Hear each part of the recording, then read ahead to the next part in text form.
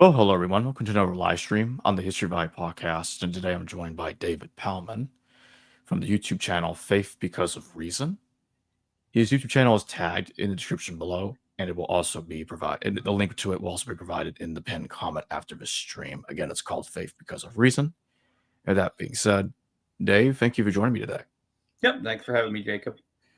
Tonight's topic is the two gospel hypothesis, or also called the Grisback hypothesis, which is the idea that Mark, Matthew, and Luke weren't quite written in the order that's typically imagined. It's not, in other words, the consensus imagines Mark in priority as being the proper order. So it goes from Mark, Matthew, Luke, and sometimes some of them will go from the order of Mark, Luke, Matthew. But tonight we're talking about this specific order: Matthew, Luke, Mark. And it's the idea that Mark is using and conflating passages found in Matthew and Luke. Dave, could you tell the audience a bit more about the Grisback hypothesis for those that are not familiar with it? Sure, yeah. I mean, in the simplest terms, it's just going to be that the canonical Gospel of Matthew is first, the canonical Gospel of Luke is third, and the canonical Gospel of Mark is third.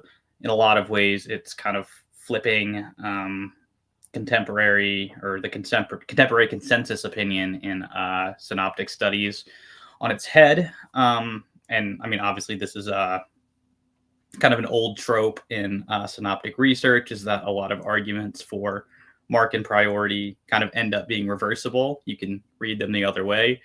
And so, of course, what this indicates is that Mark is the middle term, but, that could be understood as it being first, or it could be understood as it being third. And I think that there are other considerations that lend credence to the idea that we should actually be seeing Mark as the third gospel to have been written, as opposed to being the first. Obviously, that's quite a controversial opinion these days, but it has an impressive historical pedigree, and I think it's been supported by more recent studies on the internal evidence within the synoptics. So I'd like to pull up a couple of examples on the screen here. We'll start with this one of Mark and conflation of Matthew and Luke.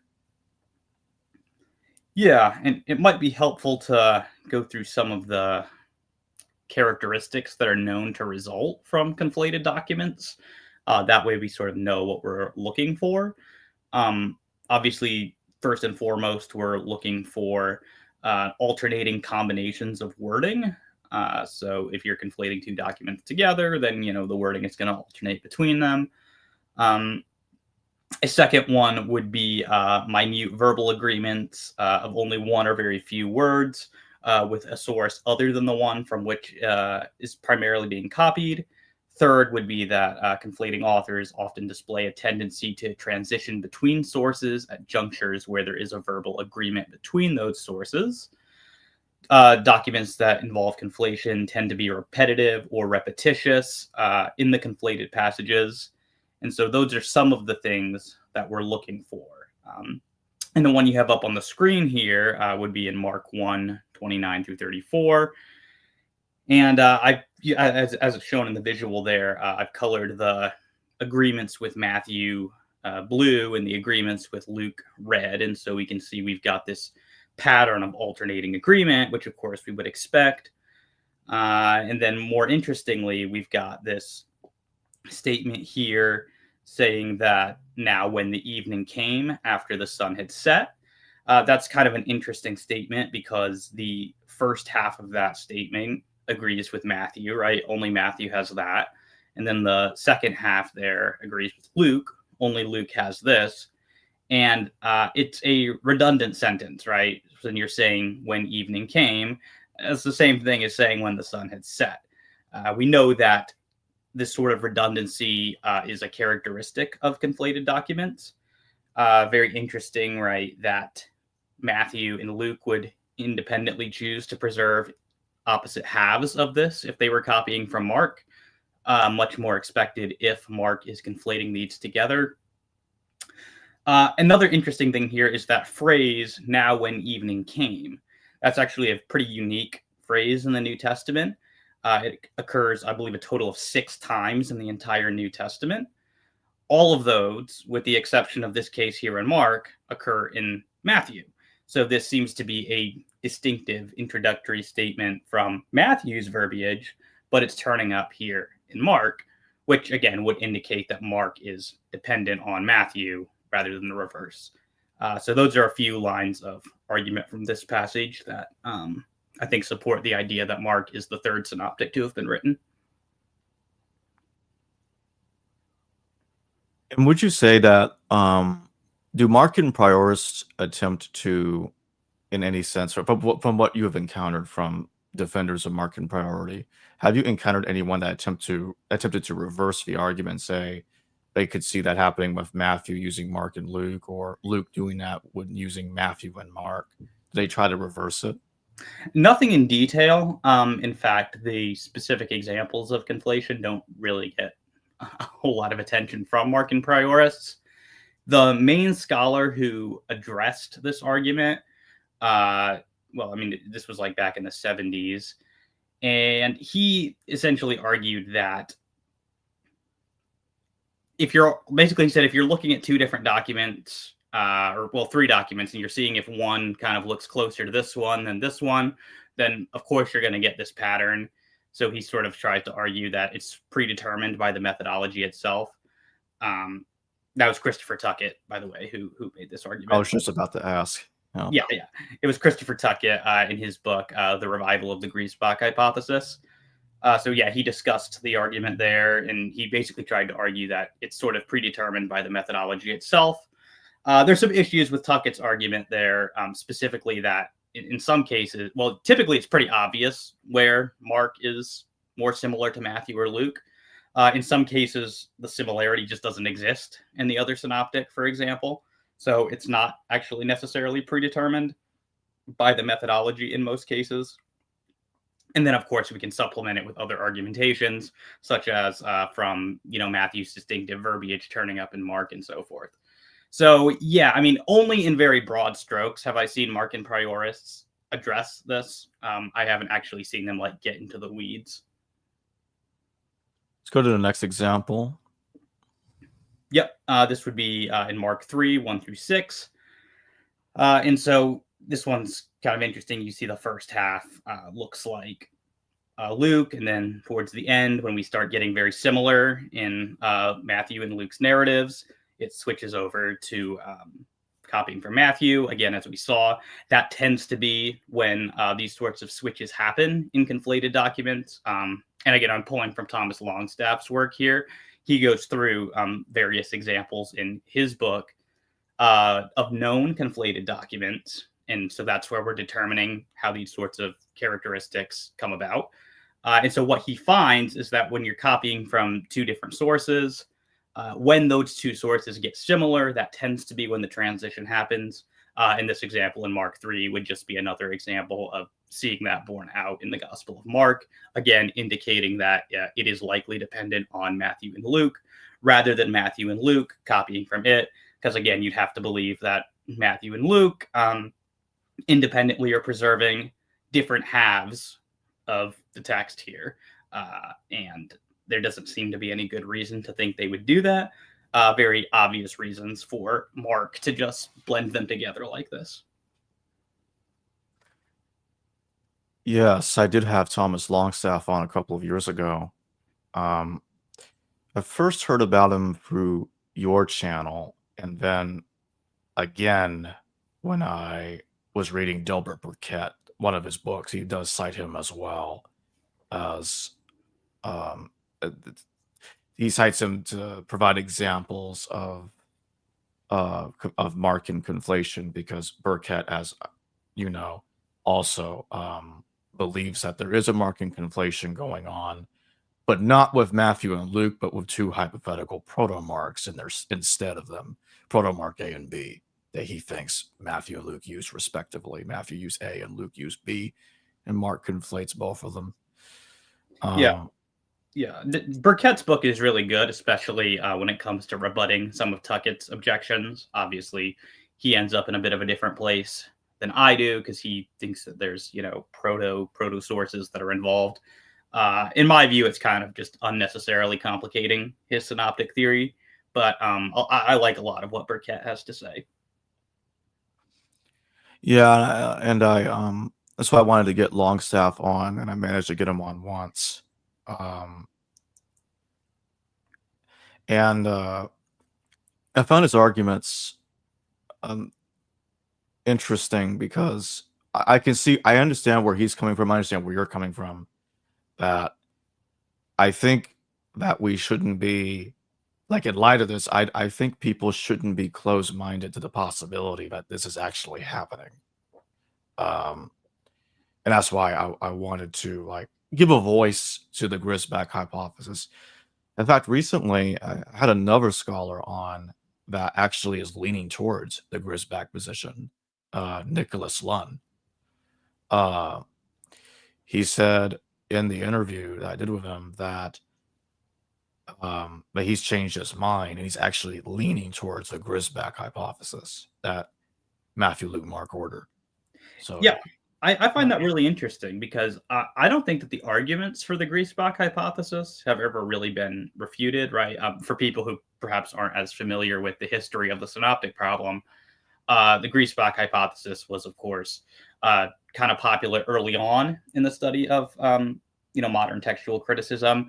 Obviously, it kind of waned in popularity with the advent of Markan priority in the early 1900s.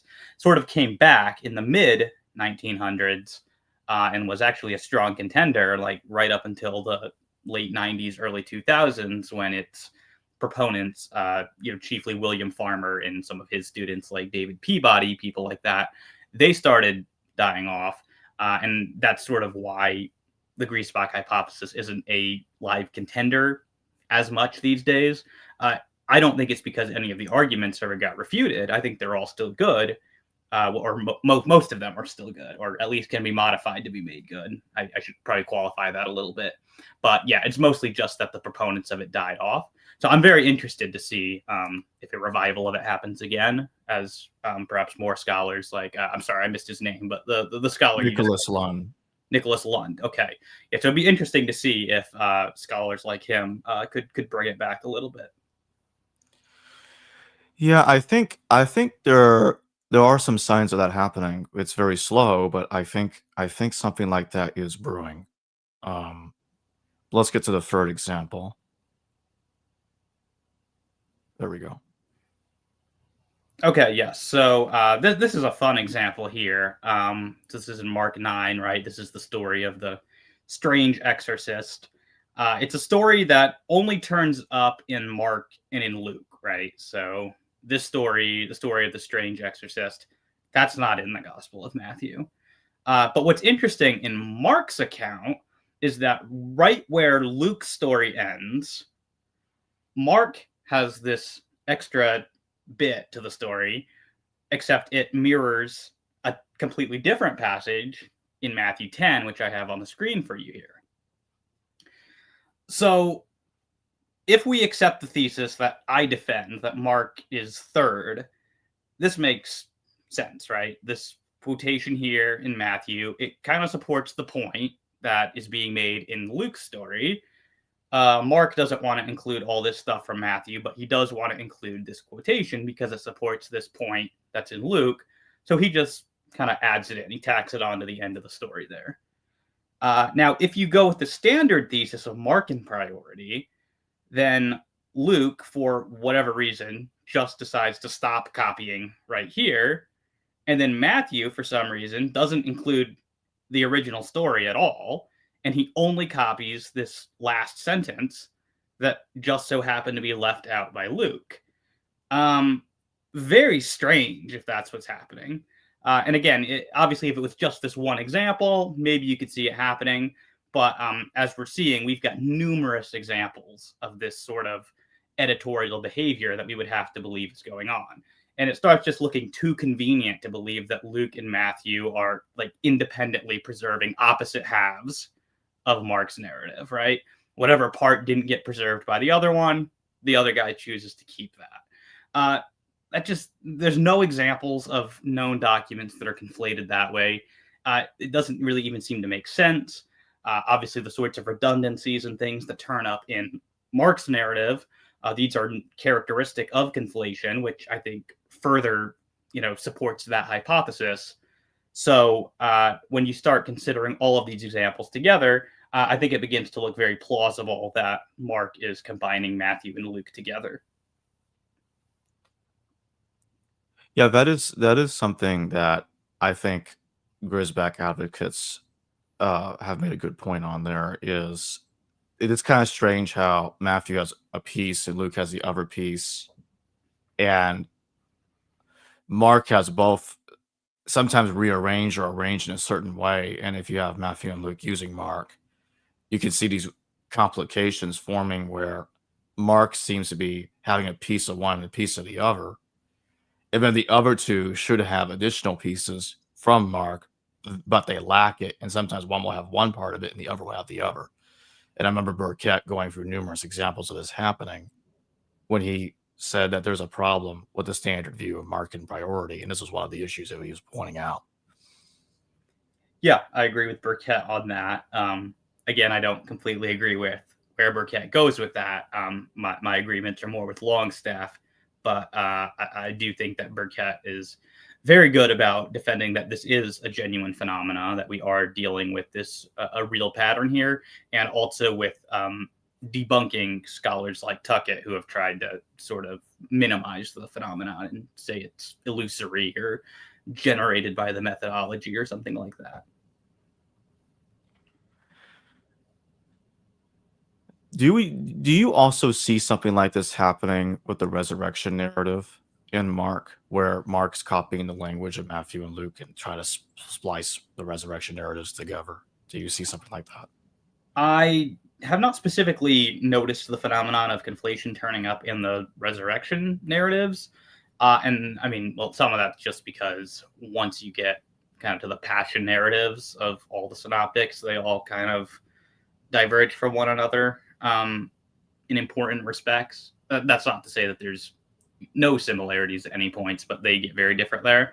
I have not really seen anyone exploring this in those specific narratives. If you have, I would find that very interesting. There's a couple of questions I'm going to take from the audience real quick. Dalai Lama, thank you for your question. Does that observation stand in the original Greek? Yeah, 100%. I put it in English here for the normies to see it, but if you want to see it in Greek, then yes, Thomas Longstaff in his book on this, which is still probably the best work, doing a detailed study of this phenomenon, he reproduces it all in Greek, and I guess they didn't have color printing when his book was published, but he has it underlined, the conflating parts. I think he does different styles of underlines, so like solid underlines for Matthew and then like dotted underlines for Luke. But yes, he reproduces the text in Greek and shows that the phenomenon very much is present, even more strongly at times in the Greek, even than what I'm able to show you in the English. James Valiant, thank you for your question. He asked, was the long ending of Mark truly a later addition? And if so, why would Mark have the most abbreviated resurrection account, merely avoiding the disparities between Matthew and Luke? Yeah, so this is something that, so a lot of Greasebot guys actually defend the longer ending of Mark and that defend that as being original. I myself am not fully persuaded by those arguments, so I take the more mainstream perspective that the short ending of Mark is probably authentic. There is, of course, going to be a question either way about what's going on with Mark's narrative there. It's very odd that he chooses to end his narrative there, if that is in fact what's going on. So here's what I think. I think that this provides a further argument for Mark in posteriority. And specifically, it's a question of why it is that Mark chooses to leave out resurrection appearances of Jesus, particularly when he obviously knows about them, right? He says that they're coming, even in the uncontested part, right? The youth at the tomb predicts that the appearances of Jesus are going to be coming, and then just doesn't narrate them. Why might that be? It's really hard to say why, but what is really hard for me to believe is that if Mark is writing first and is potentially going to be, as far as he knows, the only written account of Jesus, very odd that he would leave these appearances out altogether. Whereas if he knows that they're recorded in Matthew and or Luke, then maybe, given that Mark is sort of evangelistic, we could see him ending on like a mystery, knowing that the full answer is out there, but sort of wanting people to be curious about like the end of the story. And so it's sort of a evangelistic ploy, if you will, to get potential converts to start questioning the Christian faith. And so when they do that, he knows that, the full answer to that question is preserved in Matthew and or Luke, so they can figure out the rest of the story. That's the best answer that I've been able to come up with. On the other hand, if you think Mark is written first, really strange to me that he just wouldn't include any resurrection appearances. So I think that that's actually, if you accept the short ending, that's something that fits better on the Griesbach hypothesis, or at least on some version of Matthean priority. Do you think it also, in a sense, applies to the infancy narrative? Do you think that assuming that Mark did know Matthew and Luke, do you think that he didn't feel compelled to have his own nativity story because two other gospels already had them? That is plausible. I also think Mark is just deliberately trying to be the shortest of the bunch, because I take Ward Power's view that this is supposed to be a type of early Christian kerygma, so it's intended to be preaching material for unbelievers, as opposed to Matthew and Luke, which are didactic texts for believers.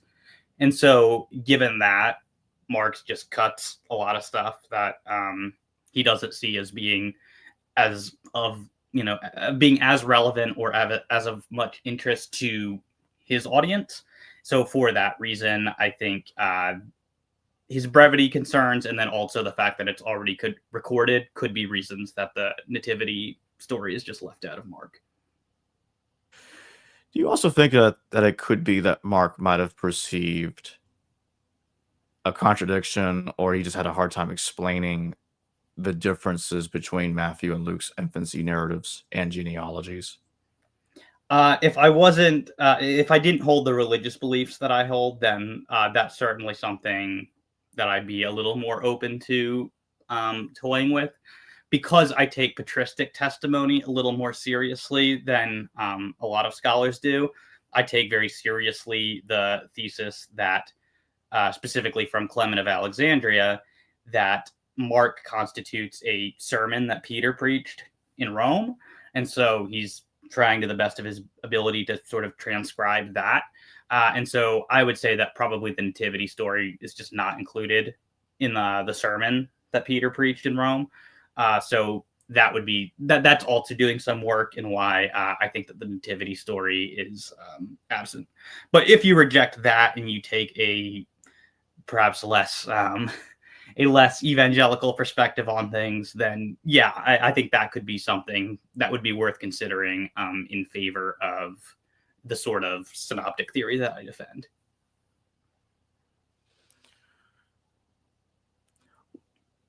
Other than the three examples we went over earlier, what other passages do you remember that stands out to you as really strong evidence of marking conflation?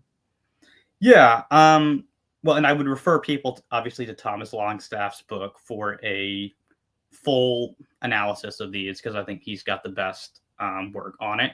But another example that we didn't talk about would be in Mark 14, 12 through 21, where he conflates, right? It looks like he conflates past parts of Luke 22 and then parts of Matthew 26.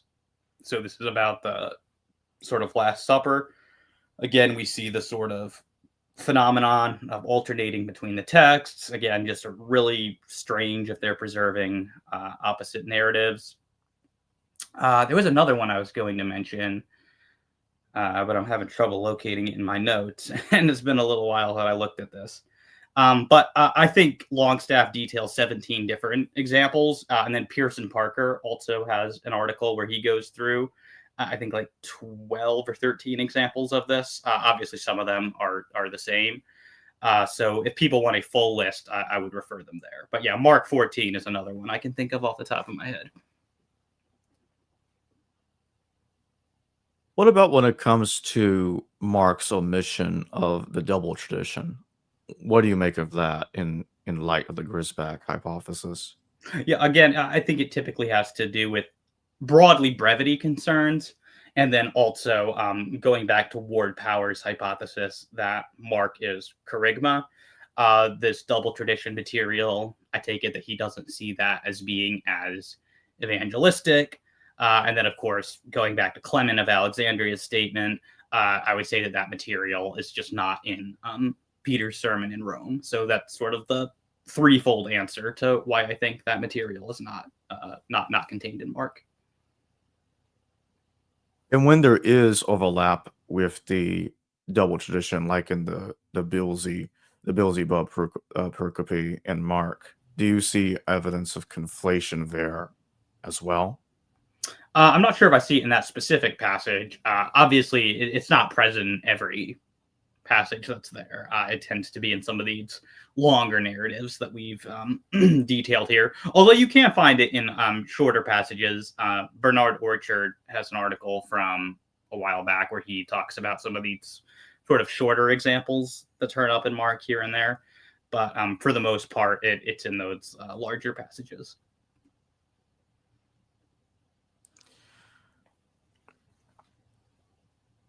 But what about when Mark talks about other sayings of Jesus that obviously apart from the double tradition, are there times when uh, that Mark is quoting Jesus or John the Baptist, but is conflating the way Matthew and Luke quote Jesus or John? Yeah, those could absolutely be used as examples of conflation, and similar reasoning would apply for that supporting Markan posteriority.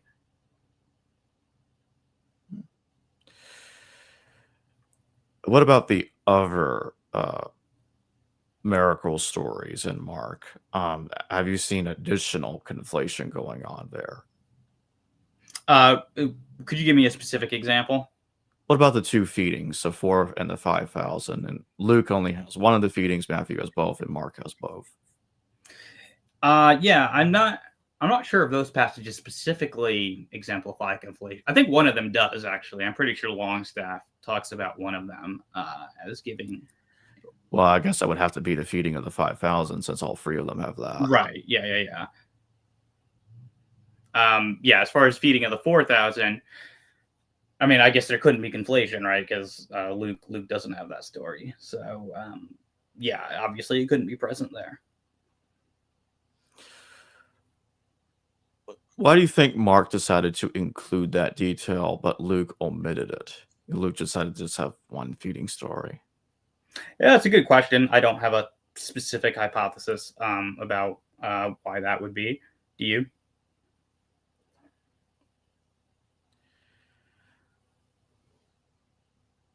Do you also see evidence of conflation in the story of Jesus' baptism at all in Mark? Yeah, I believe that's another example that Longstaff gives. And I think we have some redundancies there in some of John the Baptist's statements. So that could also be seen as evidence of conflation. Actually, I'd like you to expand on redundancy because I know that's also a huge thing in the Grisback hypothesis because redundancy has been used to defend market priority. But Yeah, redundancy can also be evidence of use of other texts and conflations of other text. yeah. The big work here, I think, is Franz Niernick's work, Duality in Mark, where he goes through like hundreds of examples of what he thinks are it's sets of dual statements, but included in that is going to be statements of redundancy. In fact, Tuckett, yes, as you noted, Tuckett used that to actually argue against the Griesbach hypothesis. Basically, his argument was that, look, we have so many examples of redundancy in Mark, and some of them are just unique to Mark, right? It doesn't turn up in Matthew or in Luke for that matter. So he said there's a couple times where Mark maybe could have taken it over from Matthew or Luke, but several times this would have to be unique to Mark. And so his argument is basically, look, Mark is just a redundant writer. And so sometimes Matthew and Luke tries to make him less redundant, right? Like, what's the problem? One issue with this, and this is one that Burkett really details in his book, is that a lot of Nearneck's examples of redundancy in Mark are either not genuinely redundant or it's a very different kind of redundancy than what we're dealing with in the passages where Longstaff, for example, is seeing evidence of conflation. So he says sort of once we weed out the sort of bad examples or the dubious examples, it begins to look a lot less impressive. I think he knocks it down to like 13 or 17 that he's sort of willing to grant or original to Mark. In my own video on this, I went through some of those examples, and I don't even think those are very good examples. So I think we've got about 3 examples that I'm willing to say are kind of genuine redundancies that are unique to Mark. And they're all relevantly different from the sorts of redundancies that we're seeing in the putatively conflated passages. So, yes, I think there is some genuine redundancy to Mark's own writing. I think it's been vastly overblown, artificially inflated by scholars like Nearneck, and what actual conflations, or rather what actual redundancies do exist, are relevantly different than the interesting ones that do turn up in the putatively conflated passages. We got a super chat question from Searching Deeper. Thank you for your super chat. It looks like Mark dropped all contradictions between Matthew and Luke, hence no nativity and no resurrection details. Abrupt end also tried to create a concise, cheaper, and faster to copy gospel. Yeah, I don't know that I think that there are significant contradictions between Matthew and Luke, but I realize I'm going to probably be on the minority on that in this channel. But yes, I definitely agree that he's trying to create a more concise and cheap gospel, particularly one that's going to be targeted for sort of unbelieving components. So this is, supposed to be his presentation of the gospel. So I definitely agree with the second part of that comment. I'd like to go back to what you mentioned earlier about Mark's gospel and Peter's preaching. You think that the whole gospel represents Peter's preaching, or only the parts of it in which Peter was quoted and Mark was expanding on the narrative of Peter's preaching while using Matthew and Luke? So if we take what Clement says seriously, then what Clement says is that Peter preaches this sermon sort of to the Praetorian guards, and the Praetorians later come and ask Mark for a copy of what had been preached by Peter.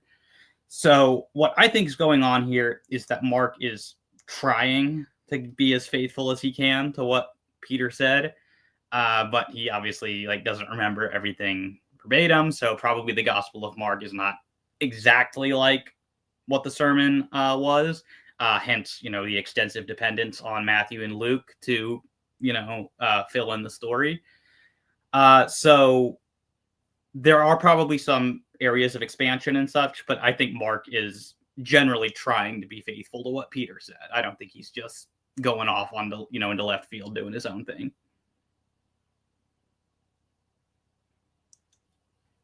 Do you think that Mark could be some of Mark's unique material? I remember that B. Ward Powers made a list of Mark's unique material in his book to show that Matthew and Luke are actually leaving quite a bit of Mark out if Matthew and Luke use Mark. What do you think about that?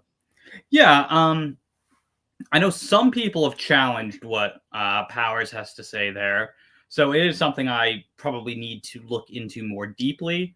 But it looks very compelling, just the amount of detail that Powers gives in his book, that there is substantially more material that's unique to Mark than is commonly supposed.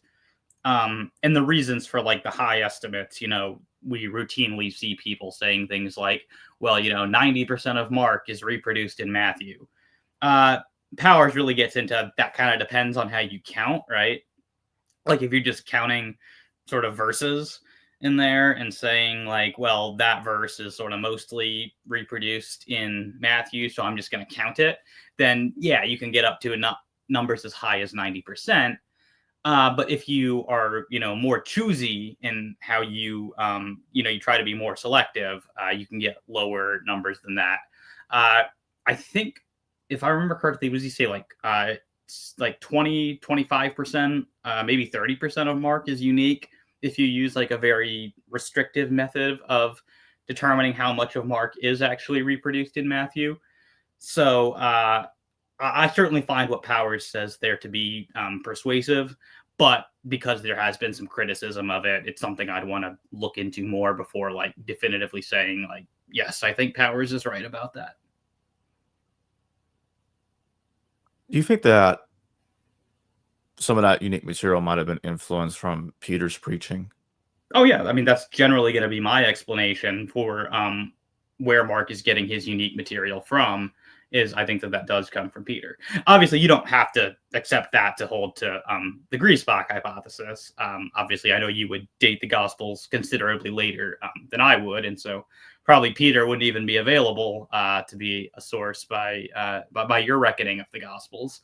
But wherever you think he's getting the information from, I don't think that that's really relevant to whether or not, that doesn't have to be a deal breaker for where you fall on Griesbach. But in my view, yes, I think that Mark's unique material is coming from Peter. What do you make about the blind men stories in Mark? And Mark, he's got like two guys, one in Bethsaida, another one in Jericho. Luke only has one, and Matthew's got four, two in Galilee and two in Jericho. Do you see any evidence of conflation in the two blind man narratives in Mark? No, but I admit that's not one I've really looked for conflation in, and I haven't seen that cited as an example of conflation by any scholars who sort of defend that hypothesis. Uh, you know, Obviously we could have an interesting conversation about what we think is going on there, why they mention different numbers of blind men or on different occasions. But I don't think I've seen that utilized as an example of conflation by anyone. Searching deeper, thank you for another super chat. Could the more primitive Greek be part of attempt to make a shorter, simpler to read gospel? Yeah, and Powers actually specifically makes that argument. I believe Bernard Orchard does as well. One other point I'd make out is I think a lot of people have overblown the degree to which Mark's gospel is actually more primitive than Matthew or Luke. There are places where it is, and yes, that I think is the result both of Mark wanting this to be a primarily evangelistic document, as well as, on my view, the fact that he is essentially recounting a sermon, which of course would be more, it'd be uttered in more like spoken prose than in written prose. So those are a couple of reasons that I think that Mark has a more casual style of Greek than Matthew or Luke. How do you connect Peter's preaching in the way that Mark uses Matthew and Luke? Could Peter himself have been influenced by Matthew and Luke, or is Peter independent of Matthew and Luke? What's I think going that on? Yeah, I think Peter is undeniably aware of Matthew and Luke. I'm perfectly open to the possibility that he even utilized them in his own sermon in Rome. Again, this is something that Bernard Orchard explicitly defends in his literature on this.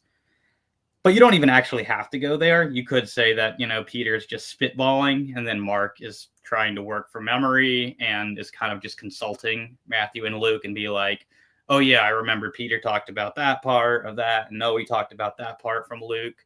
So you don't actually have to see Peter as directly utilizing these gospels. But I'm perfectly open to that as a possibility. What other strong evidence of conflations that you know of that we haven't covered in this stream so far? Well, this might not exactly be conflation, but there are some interesting internal clues of mark independence. And this particularly comes from the degree to which Matthew's unique material emphasizes precise numbers and figures and particular types of money. So he mentions like very specific types of coins, specific amounts of things in his narrative. And like he likes it. Like he likes numbers. He's a numbers guy. So it's interesting that there are some instances where Mark, typically Mark will give a vaguer statement than Matthew, particularly in stories where they share material. But there's occasions where in Mark's unique material, he'll give the precise numbers of things, right? So, for example, the story of the widow who gives the 2 copper coins, right, or the 2 mites. That story only appears in Mark, right? It's absent from Matthew's gospel, but it's a very short story, and it mentions the sort of thing that Matthew really likes to talk about. Seems like something he'd include in his narrative, just given what we know about his own, tendencies, and it's just absent there. Another interesting one comes from the story of Jesus casting the demons into the pigs, right? In Matthew, we just get this vague statement that the whole herd goes over the cliff, right? But when we go over to Mark, we get a very specific statement about how many pigs are drowned. So if Matthew's copying from Mark, we would expect him to include the precise figure. We wouldn't expect him to change that into just this vague statement saying the whole herd. Whereas if Matthew just isn't aware of that information because he doesn't know the Gospel of Mark, then it's easy to see why he would just say the whole herd. So there's a lot of other internal clues like that that Ward Powers goes through in his big book on this. That's not exactly conflation, but those are other elements that I see as being suggestive.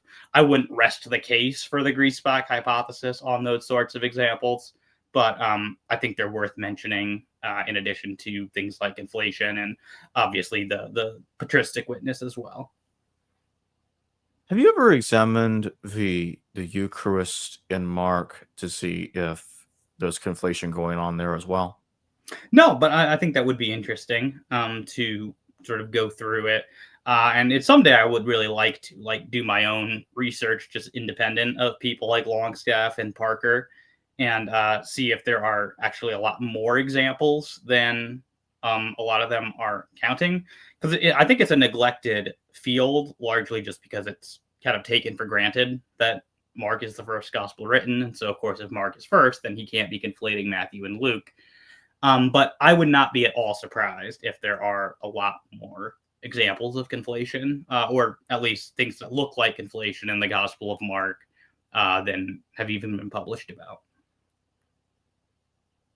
Does Mark frequently have larger paragraphs? I remember B. Ward Powers pointing something like that out, where Mark is often longer than Matthew and Luke and not shorter than them.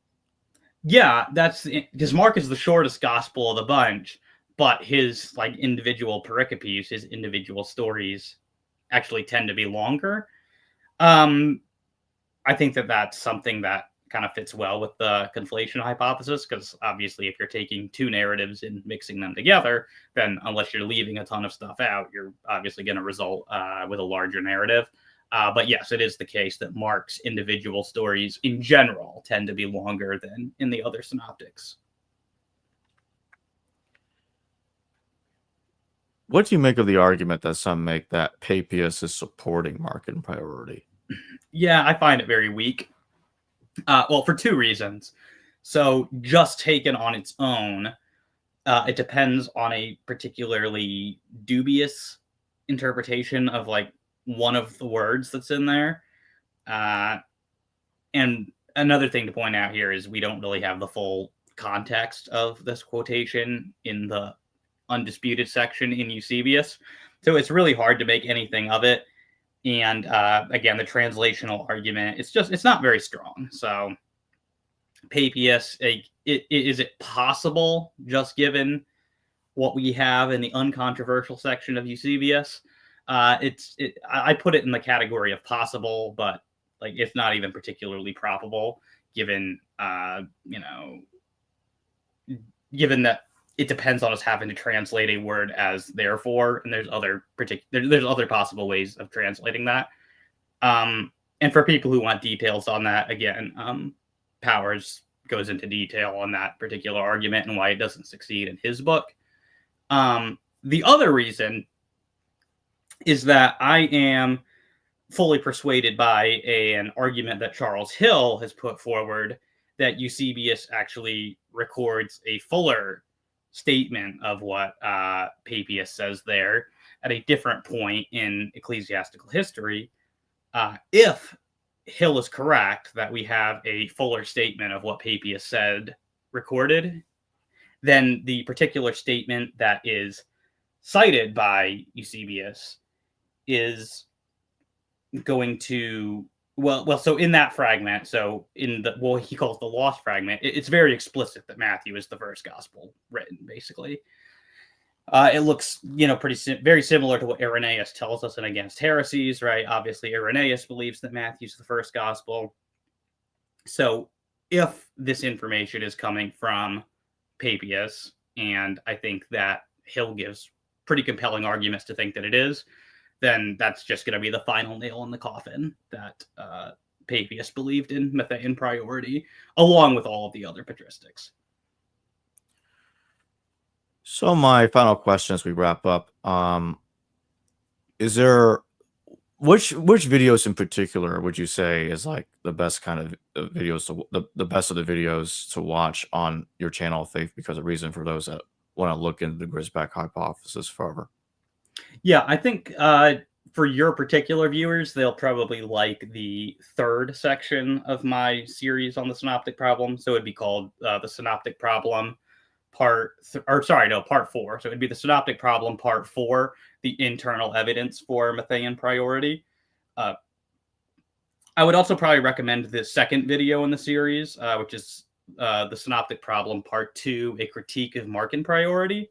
And just the reason for that is because I think the arguments for Markan priority just cause a lot of people it makes it very hard for them to even consider the case for Matthean priority at all.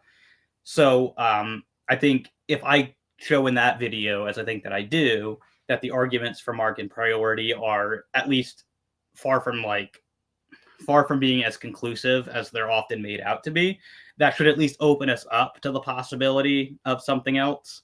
And so, yeah, probably those two videos would be the most relevant for your audience, would be my second and fourth videos on the synoptic problem.